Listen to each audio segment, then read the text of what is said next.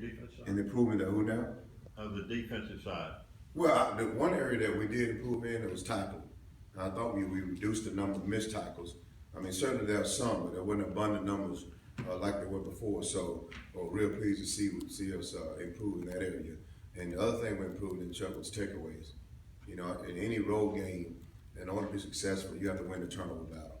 And we talked about that going in, and I thought we did a good job of getting our hands on the football. We got it twice. We need to at least get it one or two more times to be successful. But there was some improvement in the tackling area and takeaways.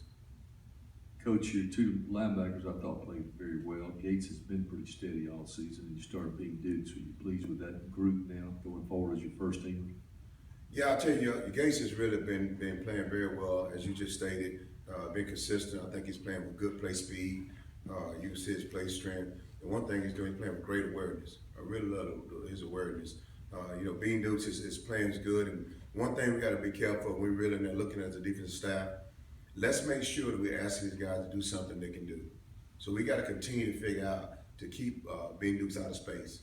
And when he's inside the box, you see he thrives. But when he has to get outside of the box, like the very first play of the game, where he missed that tackle, we just got to be careful.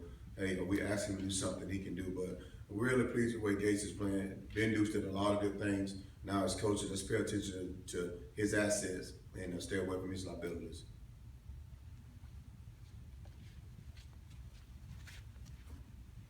When teams are going to that quick passing game that you talked about Saturday night, how can you combat that? Is there a way that you can pressure that game in spite of the quick release? Well, it's really a challenge to get to the quarterback and doing the quick game because he's getting the ball out, getting the ball out so fast.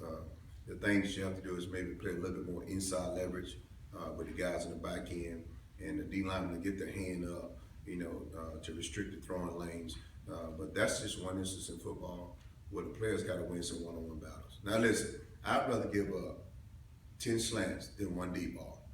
And that's one thing I told them on the sideline. If it's catch tackle, let's catch tackle. And let's see if they got enough patience to drive the ball down the field. They did a tremendous job in the quick game, I must add. But the thing that we want to do is make sure that we don't overplay the quick game and get that double move. And now we're down another 7 points. But I want to see us challenging the quick game a lot more. And let it be, some pass breakups. 15 had a great one on the 3rd and 2 where they threw a slant, he got a pass breakup. We certainly don't like the quick game, giving up that much, but it's certainly better than giving up one over the top and giving up the big play. Coach, Marquise Haynes hasn't done a lot from a production standpoint in the stat category, but what have you seen as a leadership role from him so far this season? Well, he's making plays he should make. The thing that you want to see him more is that you want to see more sacks. I mean, that's what 3 of the fans and that's what 3 of the media and 3 of us as well. You want to see him get to the quarterback and get more sacks. But it's not necessarily that he has not been productive. He has not been able to get to the quarterback. If you look at the ball games we played, we've created our own demons in that regard. The first 2 games, we struggled stopping the run. And so he didn't have an opportunity now to rush the passer. Last ball game, they came out with a quick game, and which now the ball's out before we can get to the quarterback. So we have to force him to get into long yardage to give him an opportunity to get to the second level. And going into this game, our game plan was, let's win some one-on-one battles. Let's not pressure as much in this game. And, let's see if we win 3rd down that way. We won some 3rd downs without having to, unload the gun, so to speak. But he's been very productive. And now he's one of the guys that we're looking at this week to make sure that, hey, are we asking him to do something that he can't do? Are we being creative enough to get him in space in some one-on-ones?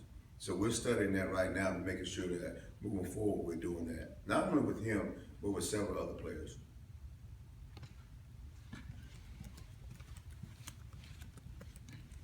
Coach Luke said something about 2 or 3 times needing more awareness of down and distance. How do you coach that? How do you get that across?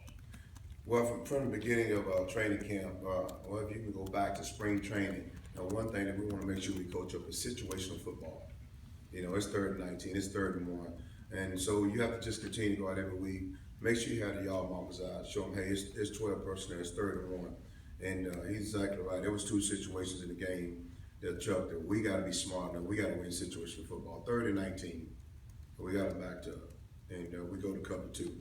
And I got the middle linebacker standing 8 yards. 8 yards looking at the check down. Let them have that check down. We'll come up and tackle that. But get back and don't let the ball be thrown over our head.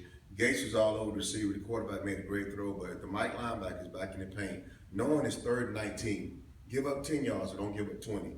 And we're off the field in the 3rd down. And we have great field position for offense to go back out and possibly not just get a touchdown, but maybe a field goal. Anything can happen at that point if we win that situation. And then we got 3rd and 2. And we call the tackle, we pressure the quarterback. And then we got the safety in our lines about 6 yards. Not only did I have 6 yards, which is fatal, at the snap, he backed up, giving him access to the chain. So we just have to be more aware of situational football, and the best way is just keep putting them in that situation, show it to them on video how critical it is, and maybe it'll go off in their mind that we got to win this situation.